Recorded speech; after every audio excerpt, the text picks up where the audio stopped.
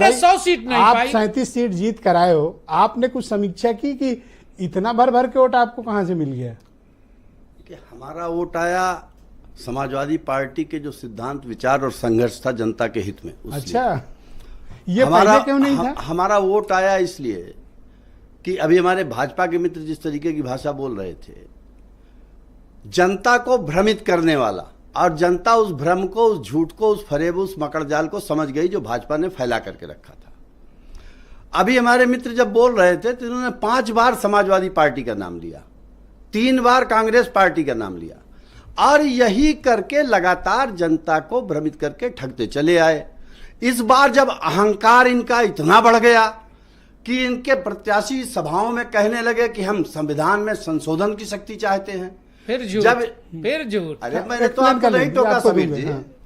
आप बोले। जब कहने लगे कि संविधान में संशोधन की शक्ति चाहते हैं, जब इनके यहां ये हालत हो गई कि प्रत्याशी लोगों की, जनता की समस्याओं को सुनने को नहीं तैयार, इनके जनप्रतिनिधि जनता के बीच में जाने को नहीं तैयार, तो जनता ने अब की अपनी उंगली के इशारे से अब जनता की ताकत को दिखा दिया। आपको जनादेश किस चीज का क्यों मिला? इतना क्या आप लोग कुछ ऑब्जर्व किए कि ये जनादेश किस बात का है? इस जनादेश से आपको क्या संदेश है? इस जनादेश का संदेश है कि इस देश की सरकार, जो माननीय अखिलेश यादव बार बार कह रहे हैं, पीडीए की उपेक्षा जो लगातार कर रही है, उनके साथ जो अन्याय अत्याचार कर रही है, उसको दुरुस्त करने के लिए इस देश में भारतीय जनता पार्टी की सरकार ने संविधान और लोकतंत्र के लिए जो खतरा पैदा किया, उससे देश को सुरक्षित रखने के लिए, इस देश के गरीबों के साथ जो ठगी हो रही है, इस देश में जो सांप्रदायिक उन्माद फैलाने का प्रयास भाजपा के द्वारा किया जा रहा है, ये भी तो उत्तर प्रदेश की जनता ने संदेश दिया है कि इस देश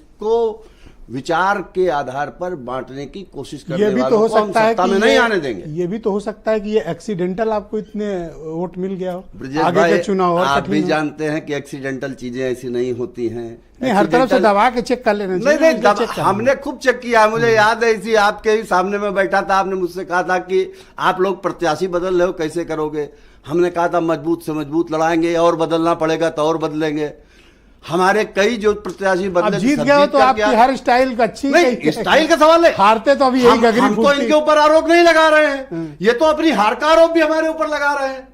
ये तो कह रहे हैं विपक्ष ने भ्रमित कर दिया। आप तीसरी सबसे बड़ी पार्टी है लोकसभा में, आपके तीसरे सबसे अधिक मेंबर ऑफ पार्लियामेंट है लोकसभा में। What next? अब समाजवादी पार्टी का अगला गोल क्या है? देखिए, समाजवादी पार्टी इस देश के जो वंचित वर्ग था, जिसको पीडीए माननीय अखिलेश यादव ने कहा, जिनके साथ आर्थिक, सामाजिक और सत्ता की ताकत के द्वारा लगातार अन्याय किया गया, उनको उनके हक और अधिकार दिलाना। गठबंधन कंटिन्यू रहेगा? गठबंधन चल रहा है, शान से चल रहा है।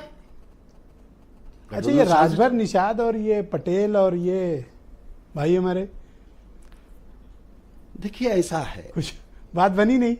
नहीं, अब बात तो अब ये गए थे, अब जिसमें संतुष्ट हैं उसमें भाई अब हम क्या बोलें। तो ठीक है, उन्हें दो आगे। अब इन्हें जिसमें तो समीर सिंह नहीं समीक्षा कर रहे हैं ना? नहीं, वो समीक्षा नहीं कर पाएंगे। समीक्षा इसलिए कर पाएंगे कि अहंकार अभी पूरा उतरा नहीं है। और अहंकार अभी उतरा नहीं है, जब अहंकार उतरेगा तब सच्चाई